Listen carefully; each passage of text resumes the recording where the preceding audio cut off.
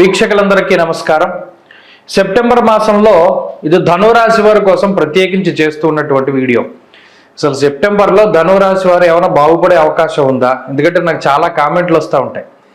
బాణాలు విరిగిపోయాయి, ధనుసు పగిలిపోయింది, లేకపోతేనేమో ధనురాశి వాళ్ళ దగ్గర బాణాలు అయిపోయాయి. ఇలా చాలా అసలు అది ఎంత క్రియేటివ్గా పెడతారంటే కామెంట్లు చూడగానే అసలు ఎవరికైనా ఉన్న కష్టం బాధ మర్చిపోయి అది నవ్వొస్తూ ఉంటుంది. కాబట్టి అసలు ధనురాశి వారికి అసలు ప్రత్యేకించి చేద్దాం. వీళ్ళకి ఎందుకు బాగాలేదు గ్రహస్థితి, ఏ గ్రహాలు అనుకూలంగా ఉన్నాయి, సెప్టెంబర్లో ఏమైనా బాగుందా? ఎందుకంటే సెప్టెంబర్ 17న కన్యలోకి రవి వెళ్తారు, 19న తులలోకి శుక్రుడు వస్తారు, 24వ తారీఖున కన్యలోకి బుధుడు వస్తారు. ఈ 3 మార్పులు ఈ రాశి వారికి అనుకూలమే. అయితే 17వ తారీఖు దాటాకే, సెప్టెంబర్ 17 దాటాకే మళ్ళీ అక్కడ నుండి అదిగోండి నిజంగా 17 రోజులు కూడా మేము ఇంతేనండి, మా బతికింతేనండి అని కామెంట్లు పెడతారు. నిజానికి ఒక విషయం ధనురాశి వారు గమనించాలి ఏంటంటే, మీ రాశియాత్తు తృతీయంలో శని వక్రించి ఉన్నారు. మీరు గమనించండి, శని ఎప్పుడైతే వక్రించారో అంటే జూన్ నెల జూలై నెల దగ్గర నుండి కూడా ధనురాశి వారు కొంత ఇబ్బంది పడుతూ ఉన్నమాట వాస్తవం. ఆ జూలై జూన్ దగ్గర నుండి శని ఎప్పుడైతే వక్రించి ఉన్నారో దాదాపుగా నవంబర్ 15 వరకు వక్రగతి ఉంటుంది. అప్పటి వరకు కూడా మరలా నిజంగా ధనురాశి వాళ్ళు ఏలినాటి శని అందరికన్నా ఎక్కువ టైం అనుభవించారు. అందరికీ 7.5 ఉంటే వీళ్ళకి 8.5 ఏళ్ళు ఉంది. మళ్ళా ఇప్పుడు శని వక్రగతి వల్ల ఏలినాటి శని ఫలితాలు వస్తూ ఉన్నాయి. ఇది వాస్తవం. అందువల్ల ఆ ఇంపాక్ట్ అనేటువంటిది చాలా ఎక్కువగా ఉన్నది.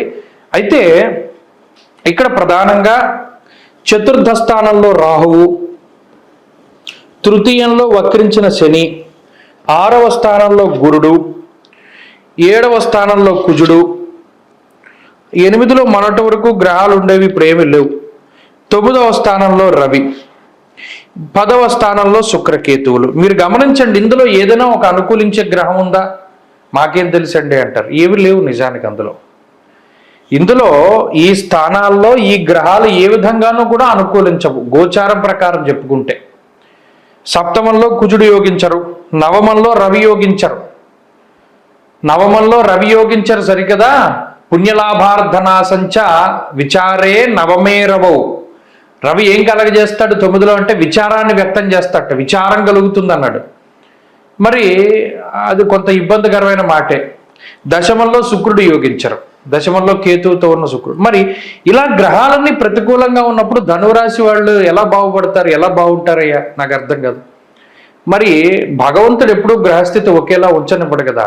నిజానికి ఒక విషయం ధనురాశి వారు గమనించాలి ఏంటంటే, మీ రాశియాత్తు తృతీయంలో శని వక్రించి ఉన్నారు. మీరు గమనించండి, శని ఎప్పుడైతే వక్రించారో అంటే జూన్ నెల జూలై నెల దగ్గర నుండి కూడా ధనురాశి వారు కొంత ఇబ్బంది పడుతూ ఉన్నమాట వాస్తవం. ఆ జూలై జూన్ దగ్గర నుండి శని ఎప్పుడైతే వక్రించి ఉన్నారో దాదాపుగా నవంబర్ 15 వరకు వక్రగతి ఉంటుంది. అప్పటి వరకు కూడా మరలా నిజంగా ధనురాశి వాళ్ళు ఏలినాటి శని అందరికన్నా ఎక్కువ టైం అనుభవించారు. అందరికీ 7.5 ఉంటే వీళ్ళకి 8.5 ఏళ్ళు ఉంది. మళ్ళా ఇప్పుడు శని వక్రగతి వల్ల ఏలినాటి శని ఫలితాలు వస్తూ ఉన్నాయి. ఇది వాస్తవం. అందువల్ల ఆ ఇంపాక్ట్ అనేటువంటిది చాలా ఎక్కువగా ఉన్నది.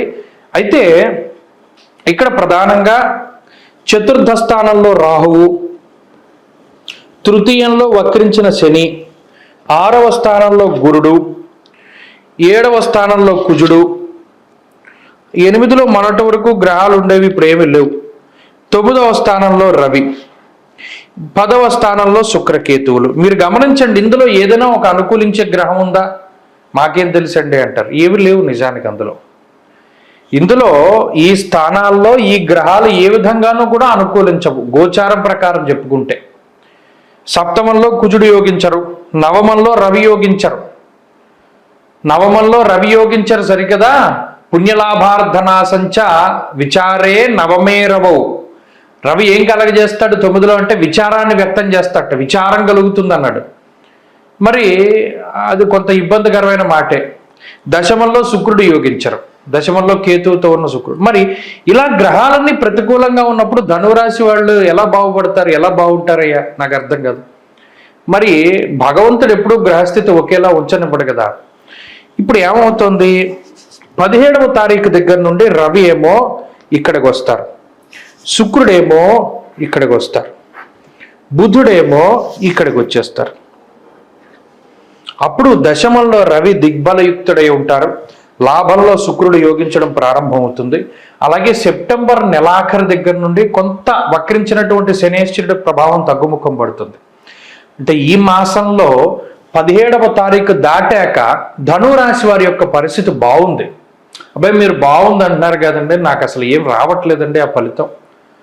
ఎంత బాగుందన్న ఫలితాలు రావట్లేదండి అంటే అక్కడ గోచారమే ఇది కేవలం 30%, గోచారం 30%, జాతకం 70%.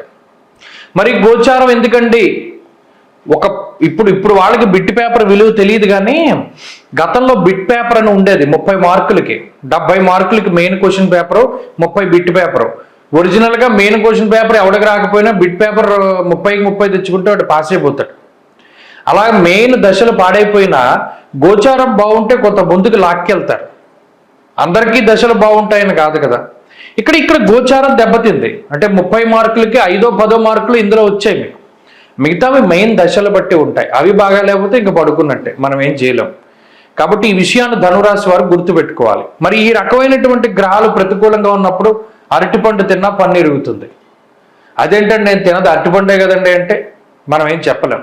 ఎందుకు ఇంత విపులంగా అంటే చాలా ఫ్రెండ్లీగా మనం ఎందుకు మాట్లాడవలసి వస్తుందంటే వాళ్ళు పెట్టే కామెంట్లు నాకు చాలా, నేను ఇప్పుడు తలుచుకున్నా నాకు నవ్వు వస్తుంది. కాబట్టి ఇందులో పక్కవాడి బాధను చూసి నవ్వవలసినటువంటి పరిస్థితులు లేవు. అంతే ఇక్కడ వాళ్ళు కష్టాన్నైనా సరే చాలా చాలా తేలిగ్గా తీసుకుంటున్నారు.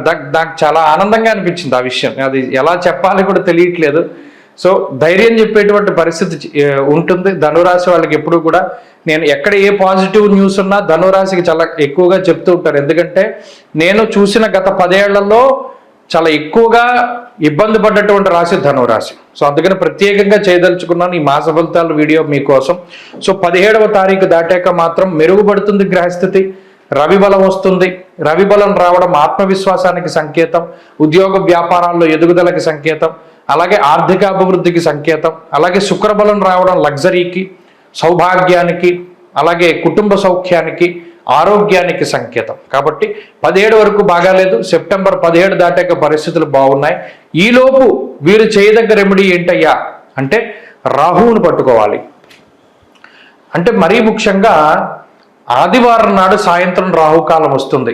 ఆ సమయంలో అమ్మవారి ఆలయానికి వెళ్ళి మినపప్పుతో చేసిన పదార్థాన్ని అమ్మవారికి నివేదన చేసి దీపారాధన చేసి దేవీ ఖడ్గమాల కానీ లలితా సహస్రనామం కానీ పారాయణ చేసి ఆ మినపప్పుతో చేసిన పదార్థాన్ని ఎవరికైనా దానం చేయాలి.